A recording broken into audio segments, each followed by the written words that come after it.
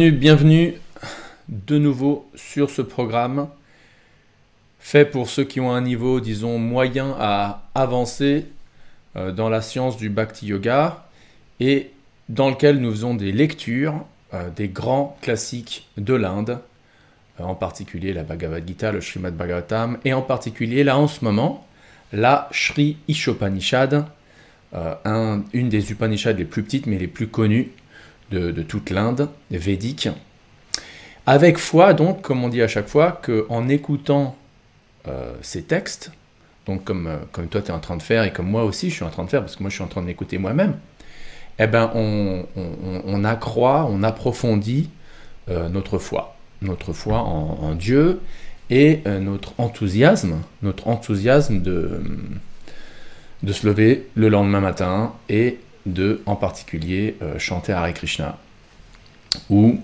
réciter n'importe quel nom de Dieu que tu préfères.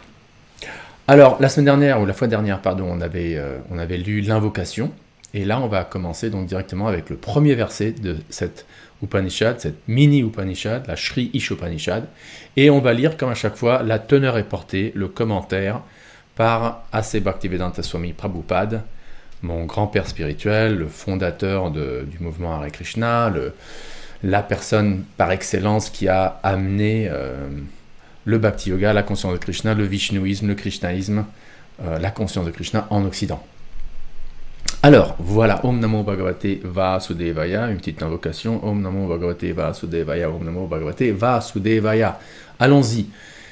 Verset très connu. Isha vasyam idam sarvam yat kincha jagatyam jagat tena tyaktena bhunjita magrita kasya svidhanam. Alors, je vais traduire, comme je fais à chaque fois, à l'arrache de l'anglais au français, parce que, bon, je suis quand même hyper bilingue, et parfois, avec tout respect pour ceux qui ont fait la traduction, je préfère la mienne.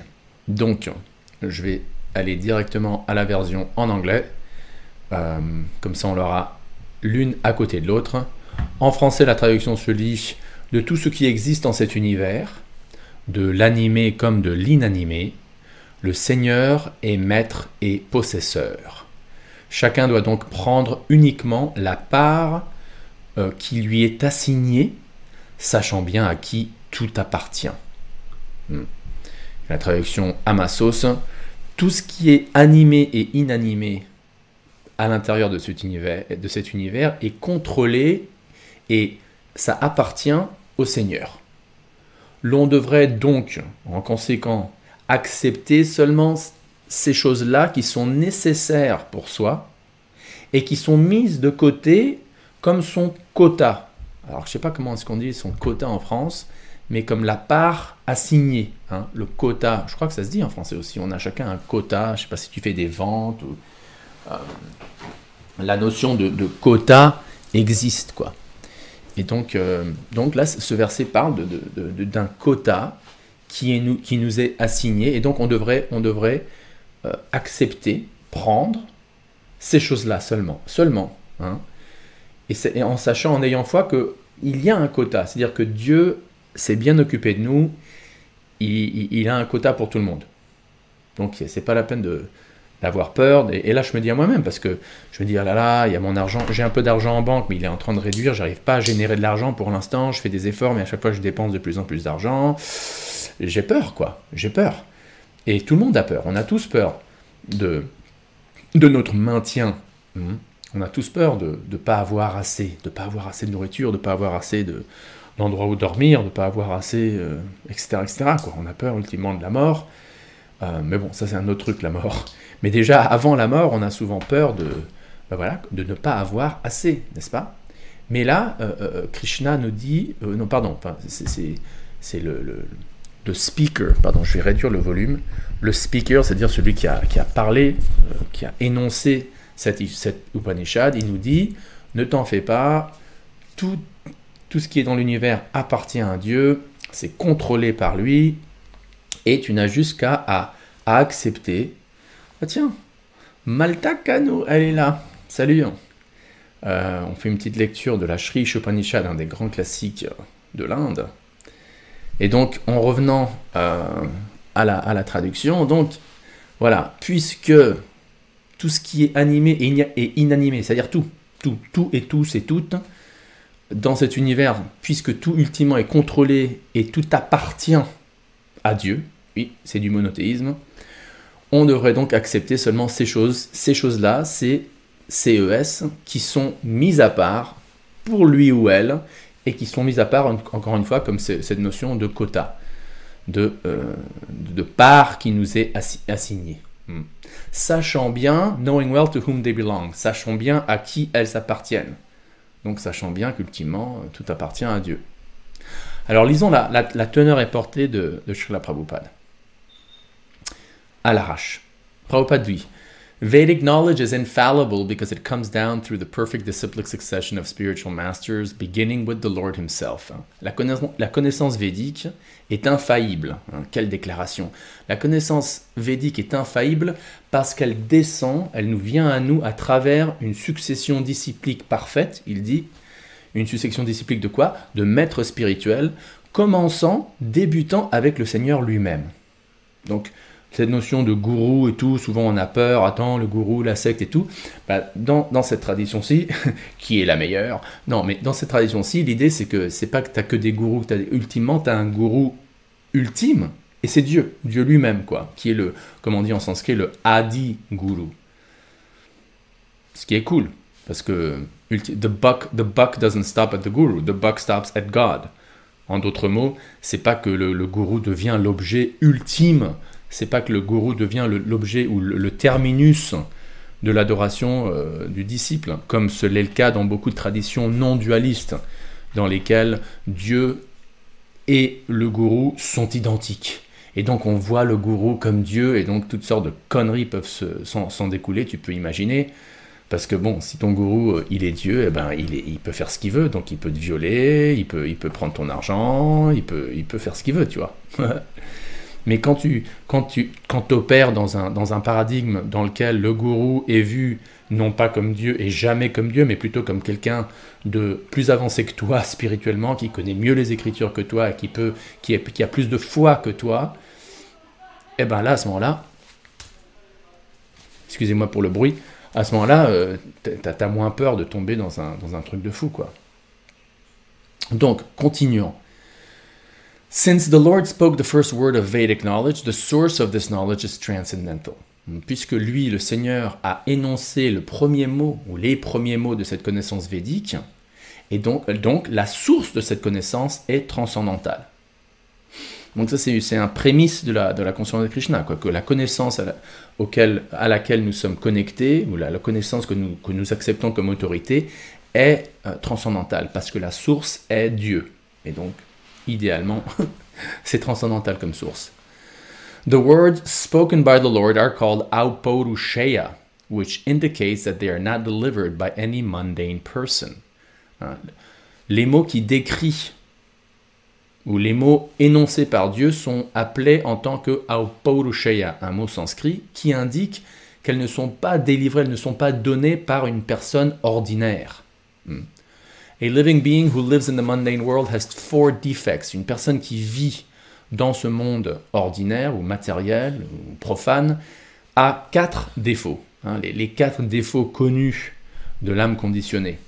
C'est quoi? 1. He is certain to commit mistakes. 2. He is subject to illusion. 3. He has a propensity to cheat others. And 4. His senses are imperfect. 1. Il est sûr de commettre des erreurs. Il est sûr de commettre des erreurs. 2. Il est prône à l'illusion. 3. Il a une tendance à tricher autrui. Et 4. Ses sens sont imparfaits. Moi, je me rappellerai toujours quand j'avais style 21 ou 22 ans, je vivais dans l'ashram du mouvement Hare Krishna à Los Angeles.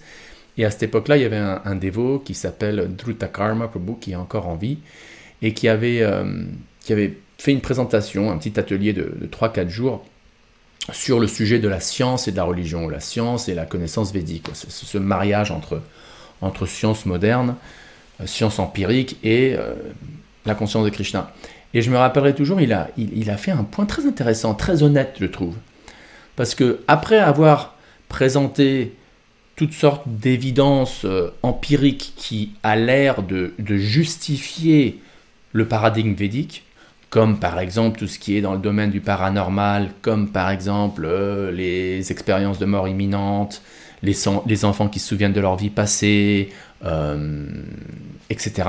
Donc des choses empiriques qui ont l'air, qui ont tout l'air de donner une justification au paradigme védique, au paradigme du Srimad Bhagavatam, qui dit bien et bien que voilà, l'âme est différente du corps, et que l'âme ou le vrai être spirituel à l'intérieur du corps survit la mort du corps physique, etc., etc.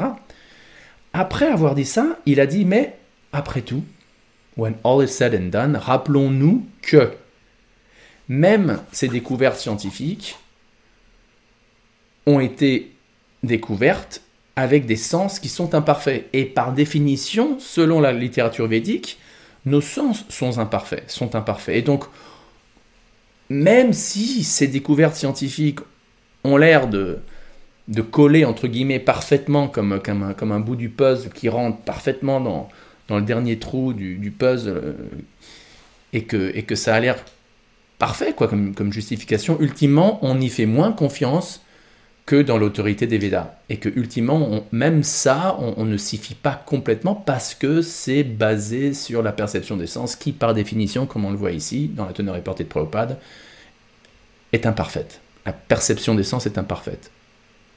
No one with these four imperfections can deliver perfect knowledge. Personne avec ces 4 imperfections ne peut nous donner de la connaissance parfaite. The Vedas are not produced by such an imperfect creature. Les Védas, donc ces écrits védiques, ne sont pas produits par une telle créature imparfaite. Donc encore une fois, il y a cette déclaration, cette foi que cette connaissance védique est pure, elle est parfaite, elle est transcendante.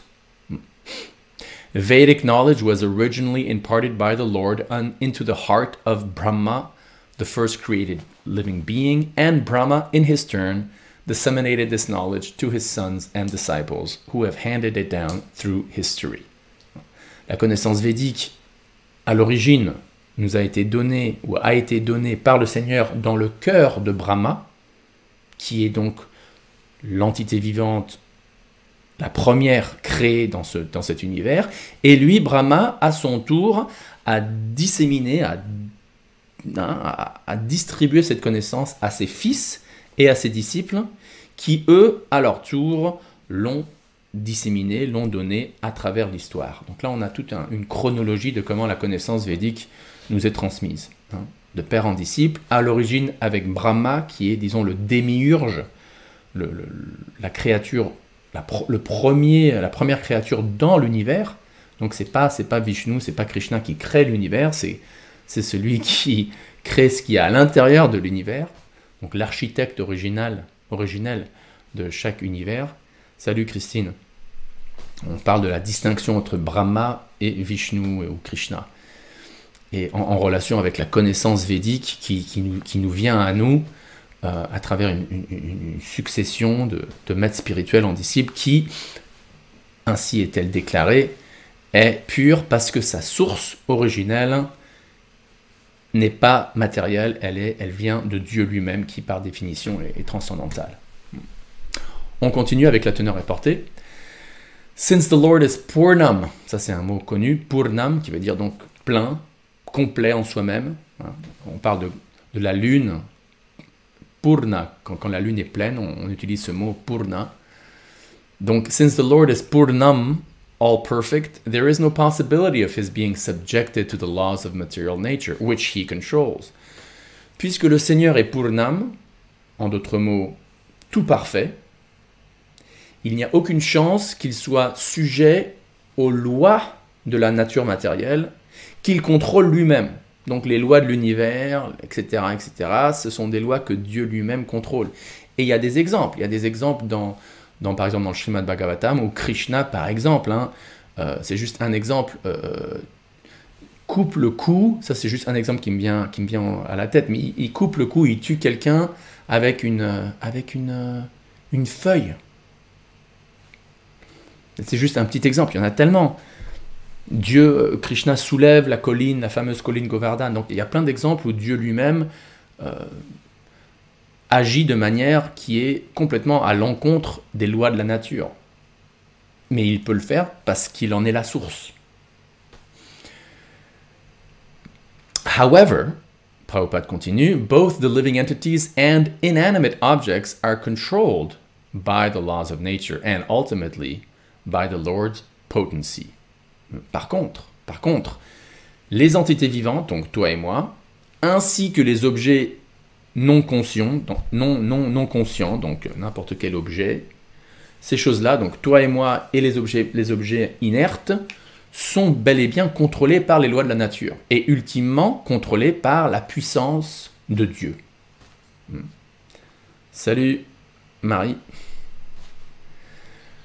This Sri Ishopanishad is part of the Yajurveda, and consequently it contains information concerning the proprietorship of all things existing within the universe. Cet Ishopanishad, donc l'Upanishad qu'on lit en ce moment, fait partie du Yajurveda. Donc les Vedas, c'est divisé en différentes divisions. Tu as le Yajurveda, le Rigveda, le Atharva Veda. Après, tu as les Upanishads, tu as les Itihasas. Il y a beaucoup de textes, quoi. Beaucoup plus que juste la Bible ou le Coran. Bon, après, ça ne veut pas dire que mieux, c'est mieux, que plus, c'est mieux. Mais en tout cas, tu en as beaucoup de textes, quoi. Et donc la Sri Ishopanishad, elle se trouve dans la Yajurveda, et donc, en conséquence, Prabhupada dit, elle contient de l'information traitant, ou qui parle à propos du proprietorship. Alors comment est-ce qu'on traduit the proprietorship? The proprietorship, qui parle à propos de tout ce qui est la propriété de Dieu, quoi. En d'autres mots, le sujet de cet Upanishad, un des sujets, c'est le thème suivant, notamment que tout appartient à Dieu. The Lord's proprietorship over everything within the universe is confirmed in the 7th chapter of the Bhagavad Gita. Donc là, Prabhupada va nous citer la Bhagavad Gita. Donc là, il fait une référence à la Bhagavad Gita, chapitre 7, versets 4 et 5, where para and apara prakriti are discussed. Donc dans le 7e chapitre, versets 4 et 5, il y a deux choses qui sont discutées, qui sont traitées, notamment l'énergie para et l'énergie apara. Alors qu'est-ce que c'est? Qu'est-ce que c'est que ces choses-là? Bon, allons au verset. Allons au verset chapitre 7, versets 4 et 5. Deux versets très connus. Le verset 5, le 4 se lit ainsi: Bhumirapo nalo vayu kammano bhudirevacha ahankara itiyamme bhinna prakritim ashtada. Traduction: l'eau, le feu, l'eau, la terre, l'eau, le feu, l'air, l'éther, le mental, l'intelligence et le faux ego. Tout ensemble, ces 8 choses constituent mes énergies matérielles séparées. Donc il y a l'idée que Dieu a plein d'énergie, et il en a une qui est séparée, qui est pas directement, tout émane de lui. Mais Hey Venkatesh, c'est une énergie séparée, une énergie matérielle séparée de Dieu. Et de quoi elle consiste? Ou elle est faite de quoi? Eh bien, encore une fois, la terre, l'eau, le feu, l'air, l'éther, le mental, l'intelligence, le faux ego, tout ce qui est matériel, quoi. C'est une énergie indirecte comme c'est écrit, séparée.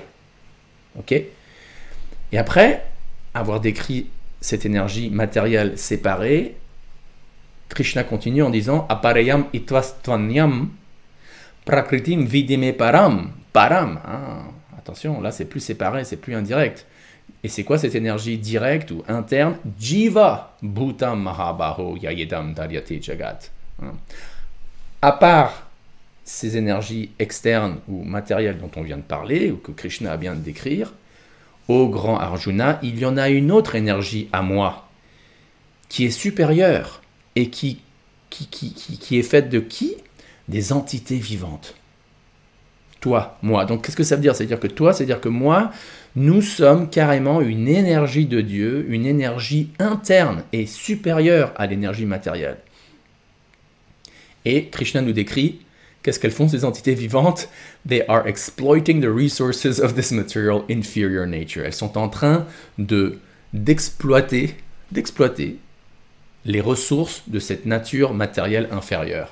C'est pour ça qu'on ne peut jamais être content. satisfait, après, je veux pas dire qu'on devrait tous être des moines, ceci, cela, ok, dans le cadre d'une relation monogame, il y a des relations sexuelles, il n'y a pas de doute, mais même dans une relation monogame sexuelle, le plaisir sexuel, et je viens souvent aussi à cette notion de plaisir sexuel, parce que les Védas nous dit encore et encore et encore que de tous les plaisirs qui existent en ce monde, le plaisir ultime, c'est le plaisir sexuel. Donc si on parle du plaisir sexuel, eh ben, automatiquement, tous les autres plaisirs de ce monde, qui sont aussi basés sur le contact des sens avec les objets des sens, sont inclus. Donc, puisque nos sens sont faits de matière, et puisque les objets des sens sont faits de matière, le corps d'un homme, le corps d'une femme, les organes sexuels, tout ça c'est de la matière. Et il y a des sensations sensuelles qui sont expérimentées, très fortes d'ailleurs, mais c'est toujours au niveau des sens, c'est toujours au niveau matériel.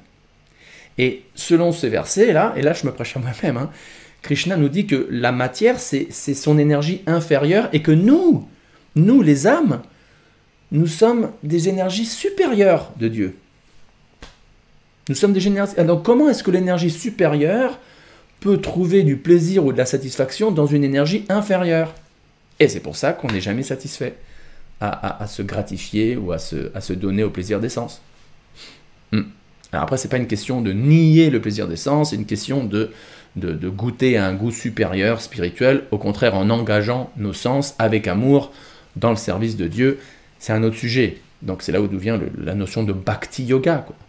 Mais par principe, cette notion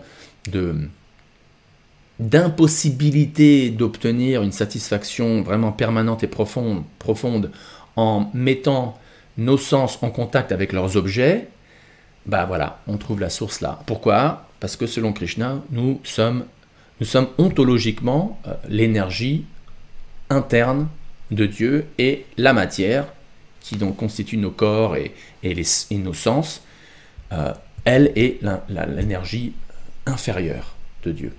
Et donc l'incompatibilité. Tu me suis? Donc en revenant là à la teneur et portée de Prabhupada dans la Sri Upanishad, les éléments de la nature, donc encore une fois, la terre, l'eau, le feu, l'air, l'éther, le mental, l'intelligence, l'ego, tout ça, ça appartient à l'énergie inférieure matérielle du Seigneur, la apara prakriti. Prakriti, ça veut dire énergie. Par contre, l'entité vivante, l'être vivant, donc toi, donc moi, comme Prabhupada dit ici, the organic energy, l'énergie organique, est son énergie supérieure, para prakriti. Ces deux énergies sont des émanations du Seigneur, et ultimement, c'est lui qui les contrôle. Et c'est lui qui contrôle tout ce qui existe. Donc, Dieu est là, de lui émane une énergie matérielle qui est faite donc de matière, et donc dont les corps matériels sont conçus. Il y a une autre énergie du Seigneur qui émane de lui, c'est-à-dire nous, les petites âmes individuelles. Et là, il y a un contact, parce que nous, on ne veut pas être avec Dieu, donc Dieu dit, bon bah ok, bah, t'as la matière, tu peux jouer avec ça. Et donc, il y a un contact des âmes avec la matière, sous la forme de corps matériel, qui recouvre chaque âme, vie après vie après vie après vie, donc réincarnation, samsara, et à chaque fois, l'âme, à cause de l'ego ou du faux ego, s'identifie avec ce corps en particulier, et fait la même chose à chaque fois. C'est-à-dire, il recherche les plaisirs des sens. Il recherche les plaisirs des sens au niveau grossier, ou au niveau, disons, vraiment brut, ou au niveau plus subtil, mais c'est toujours la même chose. Et ultimement, ça bouillonne dans le sexe, que ce soit au niveau subtil ou matériel, c'est-à-dire le sexe subtil, avoir de la renommée, avoir du pouvoir, être reconnu par autrui, ou alors carrément juste un orgasme physique, biologique, c'est la même chose, kiff kiff bourrico, et c'est le but à chaque fois, dans chaque vie, dans chaque vie, dans chaque vie, dans chaque vie. Encore une fois, c'est pas une question de dire non à ça, mais de spiritualiser ça, mais bon, il y a dans le processus de spiritualiser ça, il y a quand même un contrôle, il y a un contrôle de ça. Et ouais, c'est comme de l'huile et de l'eau. Donc Prabhupada continue. Ces deux énergies émanent de Dieu, d'accord? There is nothing in the universe that does not belong to either the para or the apara prakriti. Therefore, everything is the property of the Supreme Being. Il n'y a rien dans l'univers qui n'appartient pas ou à l'énergie supérieure ou à l'énergie inférieure du Seigneur. Et donc, en conséquent, tout est la propriété de Dieu. Tout appartient à Dieu, tout simplement. Je vais continuer avec le dernier paragraphe. Because the Supreme Being, the absolute personality of Godhead, is the complete person, he has complete and perfect intelligence to adjust everything by means of his different potencies. Donc là, on vient à l'aspect personnaliste de Dieu. Puisque l'être suprême, Dieu la personne suprême, attendez une seconde.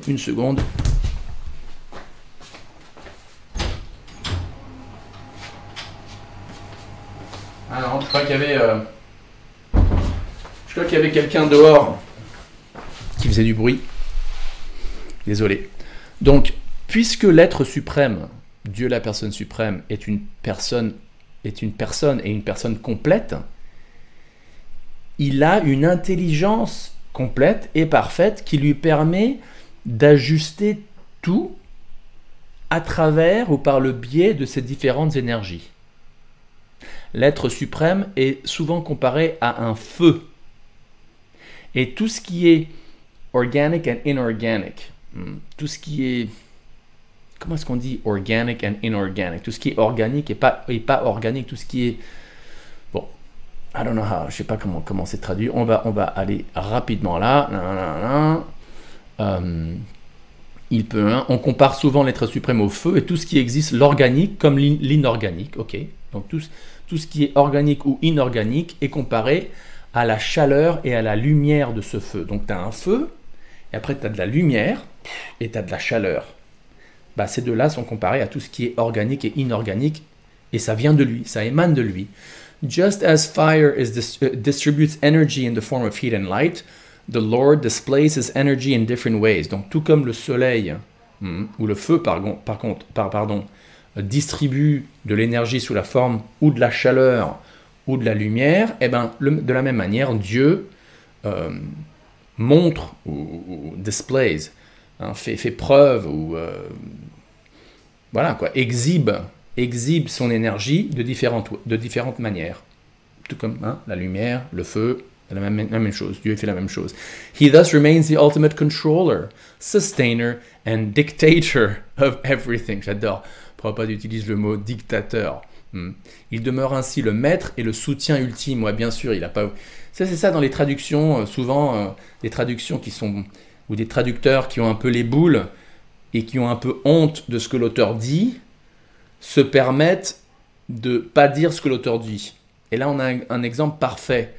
Dans les mots originaux de Prabhupada, qui fait donc un commentaire sur ce verset, Prabhupada dit: il demeure donc ainsi le contrôleur suprême, ou l'ultime contrôleur, l'ultime soutien, ou celui qui soutient, et ultime dictateur de tout, dictator. Et d'ailleurs, le mot dictateur et dictator se traduit de la même manière. Donc c'est ce que la traduction officielle de la maison d'impression, le BBT, aurait dû écrire, quoi. Mais on l'a pas là. Mais bon, en anglais, sachant que Prabhupada dit « He thus remains the ultimate controller, sustainer and dictator of everything ». Donc Dieu demeure donc l'ultime contrôleur, l'ultime soutien, ou celui qui soutient, et l'ultime dictateur de tout. He is the possessor of all potency, c'est celui qui possède toutes sortes d'énergie. The knower of everything, celui qui connaît tout, qui sait tout. And the benefactor of everyone. Et le bienfaisant, celui qui est le bienfaiteur, c'est le bienfaiteur de tous. He is full of inconceivable opulence, power, fame, beauty, knowledge, and renunciation. Il est omniscient, tout-puissant et le bienfaiteur de tous. Il détient à leur plus haut degré de perfection la puissance, la gloire, la beauté, la fortune, le savoir et le renoncement. Donc si on a un de Dieu, imaginez quoi, si on a vraiment un de Dieu, purée, j'ai envie de dire putain, mais je vais pas le dire. Purée, qu'est-ce que c'est? C'est vraiment on a touché le loto, quoi. On a vraiment gagné. C'est-à-dire, si on croit en Dieu, et Dieu vraiment il existe, et il est vraiment comme il est décrit, mamma mia, c'est extraordinaire, c'est magnifique, c'est une super bonne nouvelle. C'est une super bonne nouvelle. Soyons donc assez intelligents, Prabhupada continue. One should therefore, on devrait donc être assez intelligent pour savoir que, à part le Seigneur, rien n'appartient à personne. Rien n'appartient à personne. Qu'excepté le Seigneur, nul ne possède quoi que ce soit. Nul ne possède quoi que ce soit. Donc c'est une bonne nouvelle, parce que souvent on se dit ah, moi j'aimerais bien avoir une maison, j'aimerais bien avoir un appartement, j'aimerais bien avoir une propriété, ou alors j'aimerais bien vivre dans un truc plus grand, et regarde lui, ou regarde elle, elle, tu vois, il a plus d'argent, il a une voiture plus belle que moi, ou il a un appartement, il a une maison, des objets, il a des objets, et on devient un peu jaloux. Ah, j'aimerais bien avoir tel ou tel objet et tout, parce que l'autre, il a un objet, que ce soit un objet, un appartement, maison, voiture, quoi que ce soit. Mais rappelons-nous que, bien qu'il l'ait, entre guillemets, ça ne lui appartient pas. Ça ne lui appartient pas, parce que personne n'est le propriétaire de quoi que ce soit à part Dieu. Et donc, en revenant au verset même, au thème du verset, one should accept only those things that are set aside by the Lord as his quota. On devrait donc, par conséquent, accepter que la part qu'il nous a assignée. Et après, Prabhupada nous donne l'exemple de la vache, et on va finir avec ça. The cow, for instance, gives milk. Alors là, c'est un argument que les véganes n'aiment pas du tout. Beaucoup de véganes n'aiment pas du tout. The cow, for instance, gives milk, but she does not drink that milk. She eats grass and straw, and her milk is designated as food for a human being. Such is the arrangement of the Lord. Dur. La vache, par exemple, donne du lait, mais ne le boit pas. Le veau, il en boit, mais juste un tout petit peu. Parce que s'il en boit plus, il devient malade. Donc c'est clair qu'il y a trop de lait pour le veau. Elle ne mange que de l'herbe et du foin, et son lait est destiné à nourrir les humains, car tel est le dessein du Seigneur. Donc là, il y a une déclaration que le lait de vache est une création de Dieu pour l'homme. Après, bien sûr, que son veau soit bien nourri, et bien sûr à condition, dans une condition idéale, que la vache n'est pas exploitée, n'est pas tuée, n'est pas traitée comme de manière tellement horrible d'aujourd'hui dans les abattoirs du monde, quoi. Donc, dans une condition idéale où la vache est tout à fait bien traitée, protégée jusqu'à sa mort naturelle et tout, pas inséminée artificiellement, tout ça c'est démoniaque. Mais quand elle vit une vie naturelle, soignée, protégée par l'homme, eh ben, elle donne du lait en plus. Et ce lait en plus est fait pour l'homme, qui lui, à son tour, devrait l'offrir à Krishna avant de le boire ou avant de le manger. C'est ça. Et donc il y a un cycle magnifique qui est fait par Dieu. D'ailleurs, un de mes versets favoris de la Bhagavad Gita, c'est Evam Pravartita Chakram. Dans le, j'ai oublié quel chapitre, je crois que c'est le 3e chapitre, où Krishna parle d'un cycle. Krishna dit lui-même, a cycle has thus been made to turn, un cycle, un chakra, un cycle a été mis en marche. Un cycle a été mis en marche, où il y a des offrandes, des sacrifices qui sont faits sur terre par l'homme. Cela satisfait les dieux et les déesses, et ultimement Dieu, qui donc donne des bénédictions en retour à l'être humain, qui lui utilise ces bénédictions pour de nouveau accomplir des sacrifices d'amour pour le plaisir de Dieu, en offrant la nourriture à Dieu, par exemple, et ainsi il y a un cycle qui continue de bénédiction, de sacrifice, de bénédiction, de satisfaction, de bénédiction, de gratitude, etc. Et c'est quand on coupe ce cycle en disant non, je vais rien donner à Dieu. D'ailleurs, c'est un exemple assez vieux, mais bon, il est quand même bon. George Harrison des Beatles, quand il a fait son album Living in the Material World, il a écrit une chanson qui s'appelle Isn't It a Pity? Isn't it a pity? Isn't it a shame? Et après il dit Forgiving to give back. Isn't it a pity? Forgetting to give back. Oubliant de donner en retour. oubliant de donner en retour. C'est-à-dire en cassant ce cycle. Ah non, clac, on met un bâton dans la roue et la roue, elle ne peut plus tourner. Pourquoi? Parce qu'au lieu de redonner tout ce qui nous a été donné comme bénédiction, de retour à sa source, avec amour, avec gratitude, pour après en recevoir encore plus, pas nécessairement en termes d'avoir plus d'argent ou ces sujets-là, mais des bénédictions. Ben donc, on met la barre le bâton dans la roue et on dit non, là c'est à moi, à moi, à moi, à moi, à moi. Et ben c'est là où tout le bordel commence. C'est là où tout le bordel commence. Donc, Prabhupada continue et termine. Nous devons nous satisfaire des choses qu'il nous a accordées sans jamais oublier à qui appartient en réalité tout ce dont nous disposons. Thus, we should be satisfied with those things He has kindly set aside for us, il a mis de côté pour nous avec gentillesse, kindly, hein, qui nous a gentiment, qui nous a accordé, mais il y a le mot, il y a l'adjectif kindly, c'est-à-dire gentiment, avec gentillesse. Il n'est pas obligé de le faire, ça, Dieu, théoriquement. Hein. He has kindly set aside for us, and we should always consider to whom those things we possess actually belong. Et donc nous devrions toujours nous rappeler à qui appartient ces choses que nous possédons. Donc c'est pour ça qu'on devrait dire merci quand on achète je sais pas, j'ai acheté des chaussettes hier. Ah ben, je les ai offertes à Krishna, je dis merci Krishna. J'ai acheté un nouveau micro, merci Krishna. Une nouvelle paire de pantalons, merci Krishna. Hein. Tout, on devrait toujours dire merci, merci. Gentillesse et bienveillance. Oui, t'es encore là toi, dis donc? Eh ben, chapeau, merci. Ouais, donc, et comme Bob Marley disait, hein, give thanks and praises to the Lord. Voilà, si on dit merci, et d'ailleurs, même les scientifiques d'aujourd'hui qui ne sont pas du tout nécessairement théistes et ne croient pas nécessairement en Dieu, parlent souvent des bienfaits d'avoir une attitude de gratitude. À quel point avoir une attitude de gratitude envers Dieu nous aide psychologiquement, juste d'un point de vue matériel, quoi. Avoir une gratitude envers un être suprême et lui dire carrément merci pour ceci, merci pour cela, merci pour l'air que je respire, merci pour le soleil que j'ai vu aujourd'hui, merci que je puisse marcher et manger et digérer plus ou moins bien. Il y a 1000 merci qu'on peut dire. Et bien juste d'un point de vue matériel, déjà ça rend la qualité de notre vie au niveau matériel meilleure. Que dire des bénédictions spirituelles qu'on reçoit s'il y a vraiment un Dieu qui existe et qu'il est heureux de et il réciproque avec nous gentiment.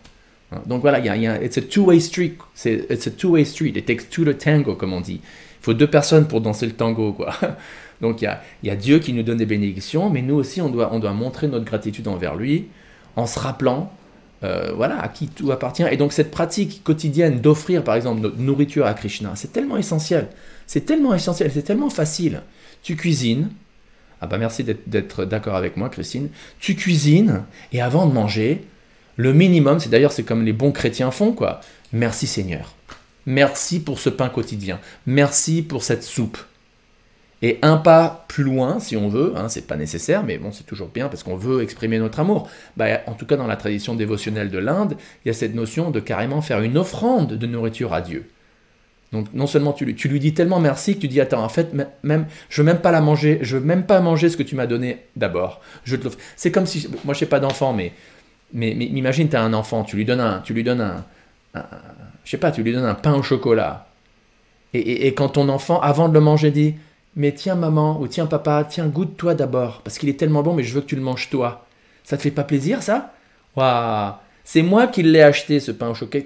Il a pas d'argent mon petit enfant. Il ne peut pas aller à la boulangerie et acheter son pain au chocolat. C'est moi qui l'ai acheté. C'est moi qui lui ai donné 3 € pour aller acheter son pain au chocolat. Mais au lieu de tout de suite le manger, comme on fait souvent, c'est triste. On va au supermarché, on achète ceci, cela, et tout de suite, on se gave, quoi. On ne dit même pas merci. Que dire de dire, attends. Non seulement merci, mais tu sais quoi? Bien que ça vienne de toi, bien que tu n'as pas faim, tu n'as pas besoin de cette nourriture, matériel de Kali Yuga, laisse tomber. Mais pour te montrer mon amour, je vais te faire une offrande de nourriture. S'il te plaît, accepte cette petite offrande. Ah, ça c'est beau. Ok, on va continuer la semaine prochaine, ou la fois prochaine, dans quelques jours. Il y a encore pas mal de paragraphes dans ce premier verset de la Shri Upanishad, mais je vais répéter de nouveau la traduction. Tout ce qui est animé ou inanimé